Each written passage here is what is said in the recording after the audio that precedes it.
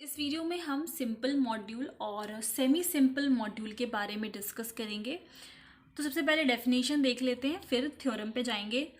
सो जो डेफिनेशन है simple module की, उसको स्टार्ट करने से पहले जैसे ये जो ये वर्ड है सिंपल, उसका मतलब हमें पता है कि सिंपल वर्ड अगर लग जाता है तो इसका मतलब कि कोई जो प्रॉपर सब मॉड्यूल्स हैं वो हमें नहीं मिलेंगे। प्रॉपर में क्या होता है कि कोई भी मॉड्यूल जो है वो आपका स्ट्रिक्टली उससे छोटा ही आपको मिलेगा, तभी आप उसको प्रॉपर सब मॉड्यूल कह सकते हो। इम्प्रॉपर में वो उसके इक्वल भी हो सकता है, मॉड्यूल के इक्वल भी हो सकता है, उससे छोटा भी हो सकता है। तो ये जो कॉन्सेप्ट है प्रॉपर और इम्प्रॉपर का, उस पर मैं वीडियो अपलोड कर चुकी हूँ। डिस्क्रिप्शन में आपको लिंक मिल जाएगा, तो आप वहाँ जाके देख सकते हैं। सो अभी के लिए हम डेफिनेशन डिस्कस करते हैं। इसमें जो आपको चीज़ें याद रखनी है डेफिनेशन में, वो ये कि वो नॉन ज़ीरो होना चाहिए, ज़ीरो के इक्वल नहीं होना चाहिए। Secondly, have no non zero proper submodules, उसके कोई प्रॉपर सब मॉड्यूल्स नहीं होंगे। And every cyclic module generated by a non zero element of M equals M. जैसे आप जब साइक्लिक ग्रुप के बारे में पढ़ते थे तो वहाँ पे जो उसकी डेफिनेशन थी वो ये थी कि आपके पास कोई एक ऐसा, मतलब आपको जनरेटर मिलेगा जो आपके उस ग्रुप के एलिमेंट्स को जनरेट कर सके। तो यहाँ पर भी वही सेम चीज़ है कि यहाँ पे जो आपका साइक्लिक मॉड्यूल सब मॉड्यूल होगा वो जनरेट होगा किसी एक ऐसे एलिमेंट एम मॉड्यूल के ऐसे एलिमेंट से जो कि नॉन ज़ीरो हो, ठीक है, ज़ीरो के इक्वल ना हो। तो ये तो थी सिंपल मॉड्यूल की डेफिनेशन। अब नेक्स्ट देखते हैं सेमी सिंपल क्या होता है। An R module of M is said to be semi-simple module if it can be written as direct sum of simple module। तो बहुत ही सिंपल डेफिनेशन है इसकी कि कोई भी मॉड्यूल आर मॉड्यूल एम, उसको आप सेमी सिंपल मॉड्यूल कब बोलोगे? अगर वो उसको आप डायरेक्ट सम में लिख सकते हो। और डायरेक्ट सम किसका होगा? सिंपल मॉड्यूल्स के डायरेक्ट सम में अगर आप लिख सकते हो तो उसको बोलेंगे सेमी सिंपल मॉड्यूल। अब ये एक थ्योरम है सिंपल से रिलेटेड, और ऐसी ही सिमिलर इक्विवेलेंट वाली जो थ्योरम है वो मैंने नदेरियन और आर्टिनियन के लिए डिस्कस की थी। तो अब इस थ्योरम को देखते हैं। यहाँ पर 3 स्टेटमेंट लिखी हुई हैं और ये इक्विवेलेंट है। इसका मतलब आपको किस तरीके से प्रूव करना है, जैसे कि फर्स्ट हम ये मान के चलेंगे जो फर्स्ट पॉइंट है वो गिवन है, और सेकेंड हम प्रूव करेंगे। देन सेकेंड को हम गिवन मान के चलेंगे, थर्ड प्रूव करेंगे, एंड द लास्ट पार्ट में थर्ड को हम गिवन मान के चलेंगे और फर्स्ट प्रूव करेंगे। तो थ्योरम्स की जो स्टेटमेंट है that is let R be a ring with unity and let M be an R module, then following are equivalent. First is M is simple. तो आपको प्रूफ क्या करना है? एम जो है नॉन ज़ीरो होगा। ये मैंने आपको जो डेफिनेशन बताई वही सारी चीज़ें एक तरीके से हैं, और आपको यही सब चीज़ें प्रूव करनी है।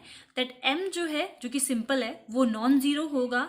M is generated by an element जो कि आपका मॉड्यूल से, उसी मॉड्यूल से बिलोंग करेगा, और वो कैसा होना चाहिए? Non zero. ये अभी हमने डेफिनेशन में देखा है। तो इसी चीज़ को अब हम प्रूफ करेंगे। फर्स्ट हम ये मान के चल रहे हैं that is M is simple. So solution देखते हैं। That is suppose M is a simple R module and x belongs to m be such that x is non zero. m आपका कोई सिंपल मॉड्यूल है और उसमें से हमने एक एलिमेंट x ले लिया सच दैट कि वो नॉन ज़ीरो है। उसका हमने कोई सब मॉड्यूल a ले लिया और उसमें r x टाइप के एलिमेंट है, जहाँ पर ये जो r है वो रिंग विद यूनिटी से बिलोंग कर रहा है, और ये जो x है वो सिंपल मॉड्यूल से बिलोंग कर रहा है। देन a जो है अगर सिंपल सब मॉड्यूल है m का, और m हमें पता है कि सिंपल है, तो बाय डेफिनेशन मैंने बताया था आपको कि उसके पास कोई प्रॉपर सब मॉड्यूल नहीं होगा। तो या तो वो a जो है वो फाई के इक्वल होगा, या तो a जो है उसी मॉड्यूल के इक्वल हो जाएगा।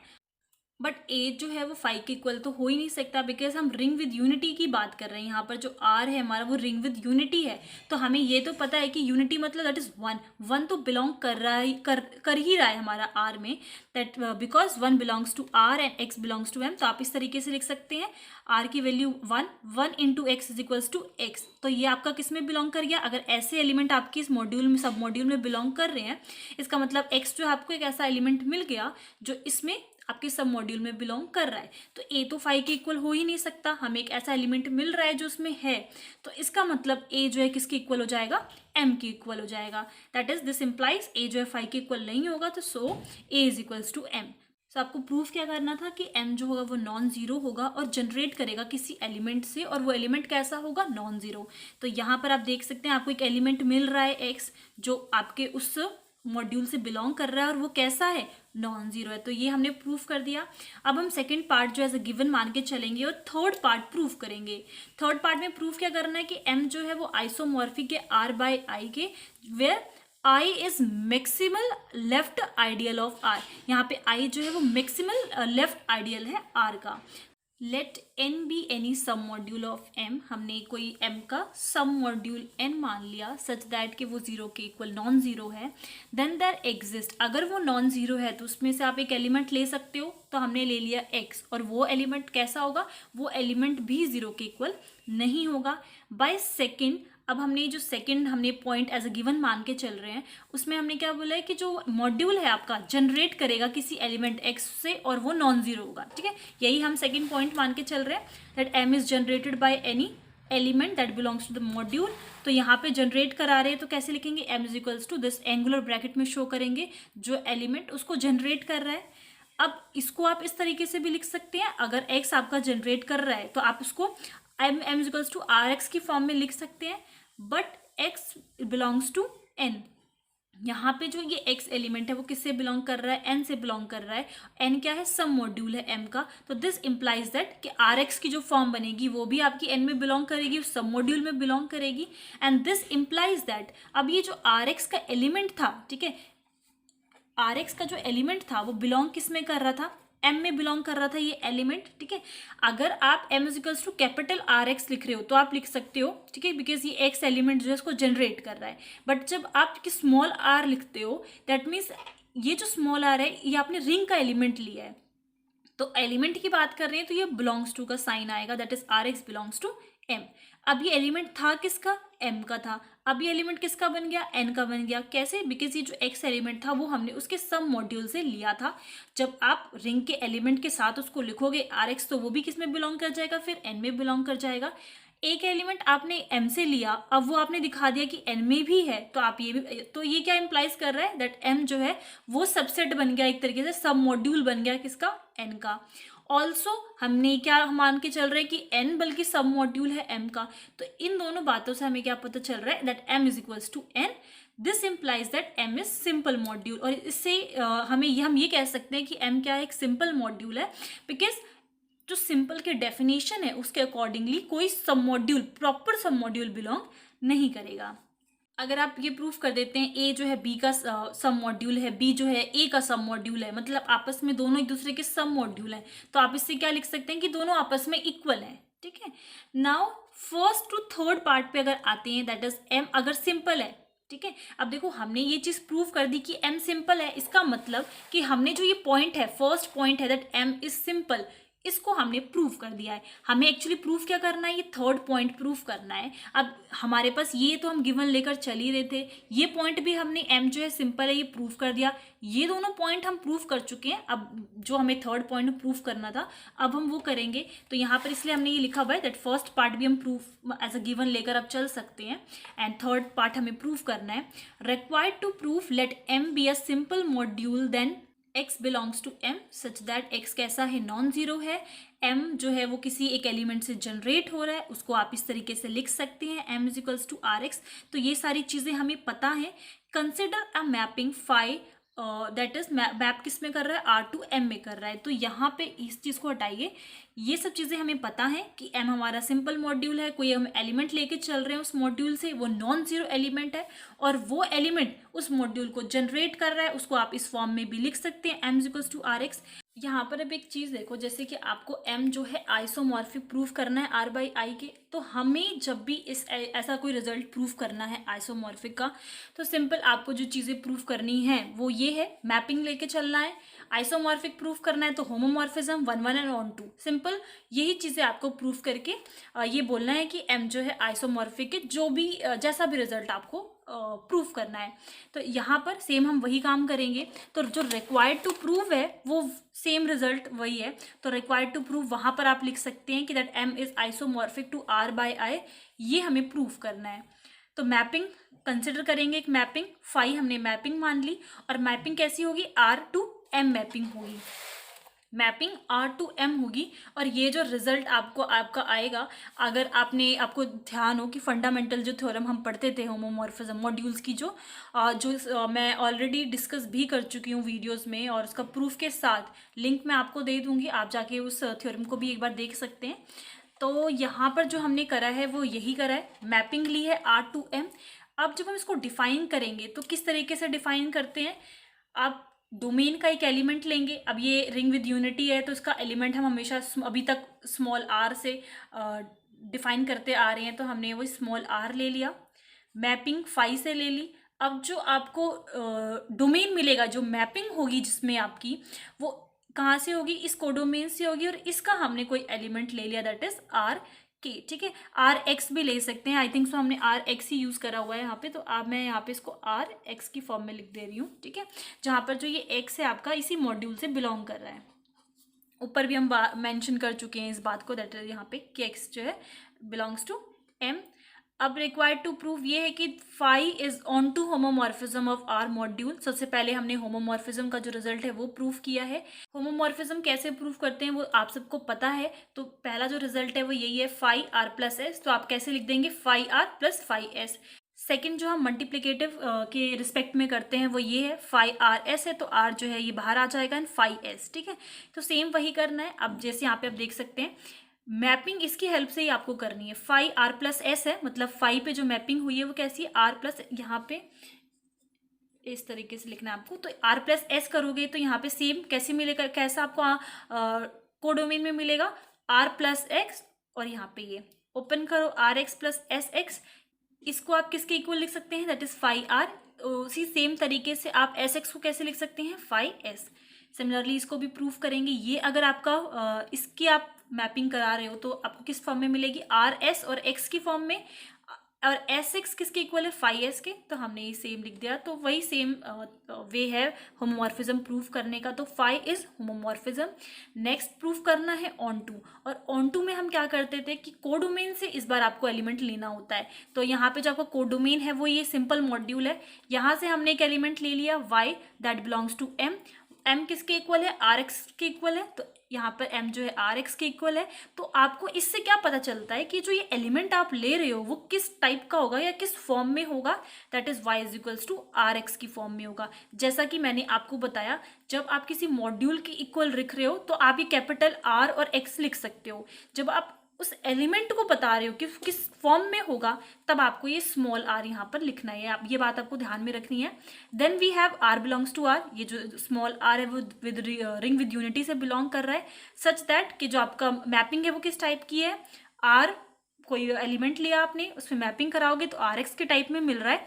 तो इससे क्या प्रूव हो गया, phi is onto. Basically हम ऑन टू में प्रूफ क्या करते हैं कि कोडोमेन का एक एलिमेंट लेके चलते हैं और ये प्रूफ करते हैं कि एक एलिमेंट आपको डोमेन में ऐसा मिलेगा जिसकी अगर आप मैपिंग कराते हो तो वो उस पर्टिकुलर एलिमेंट पे मैप करेगा। तो यही सेम चीज़ हमने करा है, that phi R is equals to R x, जहाँ पे ये आर एक्स किसके इक्वल है, इसी वाई के इक्वल है। तो आप इसको इस तरीके से भी लिख सकते हो, that is phi x is equals to, sorry यहाँ पे आर आएगा, phi R is equals to y. ठीक है, तो कि आप आर एक ऐसा एलिमेंट है जिसकी आप, मैं क्लियरली लिख देती हूँ, phi R is equals to y, की आर एक ऐसा एलिमेंट है जिसकी आप जब मैपिंग निकाल रहे हो तो किस पे मैप कर रहा है वो एलिमेंट, वाई पे कर रहा है। मैंने उसमें 1-1 सॉल्व नहीं करा हुआ, तो इसमें आप 1-1 देख सकते हैं। दैट इज सेम क्या करना है आपको, डोमेन से दो एलिमेंट्स लेने हैं आर और एस, सच दैट कि उनकी इमेज इक्वल है। तो हम ये प्रूफ कर देंगे कि वो एलिमेंट भी आपस में इक्वल है। तो एफ आर किसके इक्वल हो जाएगा, आर एक्स के मैपिंग के अकॉर्डिंगली, एंड एफ एस जो है एस एक्स के इक्वल हो जाएगा। From this we can say that R is equals to S. By fundamental theorem of homomorphism की हेल्प से हम इसको इस तरीके से लिख सकते हैं, that R is equals to kernel phi और that is isomorphic to M. इसकी वीडियो मैंने अपलोड कर रखी है, डिस्क्रिप्शन में आपको मिल जाएगी, तो आप जाके वहाँ पे देख सकते हैं। तो हम ये लेट करके चल रहे हैं दैट कर्नल फाई जो है वो आई के इक्वल है, और अब हमें प्रूफ क्या करना है, ये जो आई है वो मैक्सिमम लेफ्ट आइडियल होगा। मतलब जितने भी लेफ्ट आइडियल होंगे उसमें से जो आई है वो सबसे बड़ा लेफ्ट आइडियल होगा। अगर हम ये मान के चल रहे हैं कि कर्नल फाई आई के इक्वल है तो ये कैसा हो जाएगा, R by I isomorphic to M. अब अगर कोई चीज़ आपको मैक्सिमम प्रूफ करनी है या फिर ये ऐसा प्रूफ करना है कि वो सबसे बड़ा लेफ्ट आइडियल है, तो हम क्या कर रहे हैं, एक और लेफ्ट आइडियल मान के चल रहे हैं, दैट इज जे, ठीक है। और हम ये दिखा देंगे कि जे हमारे पास कोई लेफ्ट आइडियल हो ही नहीं सकता, तो आई हमारे पास मैक्सिमल लेफ्ट आइडियल है। अगर जे हम इस तरीके से एक लेफ्ट आइडियल मान के चल रहे हैं, देखो अगर जे जो है वो इससे छोटा है तब तो कोई प्रॉब्लम ही नहीं है। प्रॉब्लम कब है? जब ये जे जो है इस आई से बड़ा हो जाए, है ना, क्योंकि हमें आई, अगर हम ये बोल रहे हैं कि मैक्सिमल लेफ्ट आइडियल है, तो अगर जे से छोटा भी होता है तो हमें कोई प्रॉब्लम नहीं है। बट अगर जे जो है इससे बड़ा हो जाता है, आई से बड़ा हो जाता है, तो ये प्रॉब्लम है, बिकॉज हम क्या कह रहे हैं कि आई जो है मैक्सिमल लेफ्ट आइडियल है। तो हमने इस तरीके से मान के चल रहे हैं कि जे जो है इससे बड़ा है, then J by I is some module of R by I. अगर आप आर बाय आई का कोई सम मॉड्यूल लिखते हो तो वो किस टाइप का होगा? जे बाय आई टाइप का होगा, बिकॉज जे जो है एक तरीके से आइडियली तो है आर का, तो इससे छोटा ही है, तो जे बाय आई की फॉर्मेशन होगी some module of R by I में। एम सिंपल है तो आर बाय आई जो है आपका सिंपल होगा। तो डेफिनेशन का यूज करते हैं, तो इससे क्या पता चल रहा है हमें कि जो ये जे है या तो वो आई के इक्वल है, या तो ये जे जो है फिर वो आर के इक्वल है। Since M is simple R module, R by I is also simple module. तो डेफिनेशन क्या कहती है कि जो आर बाय आई है उसके पास कोई भी non zero proper submodule नहीं होगा।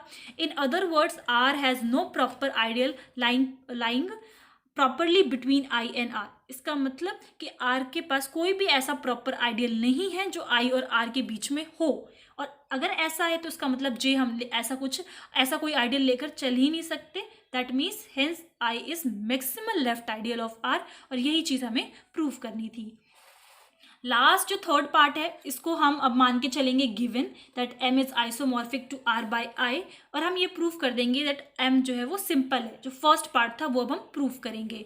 अब हमने ये थर्ड पॉइंट जो है वो हम लेट करके चल रहे हैं that R by I is isomorphic to M since M is maximal left ideal of R. R by I has no proper submodules, R by I is a simple module, consequently R by I is isomorphic to M. R by I is a simple, so M is also simple. अब अगर हम ये जो बोल रहे हैं I जो है वो मैक्सिमल लेफ्ट आइडियल है, इसका मतलब R by I, अगर I जो है मैक्सिमल लेफ्ट आइडियल है इसका मतलब R by I के पास कोई भी प्रॉपर सब मॉड्यूल नहीं है। अगर उसके पास कोई प्रॉपर सब मॉड्यूल नहीं है तो इसका मतलब R by I कैसा है? सिंपल मॉड्यूल है। और हम क्या बोल रहे हैं कि that R by I isomorphic है एम के।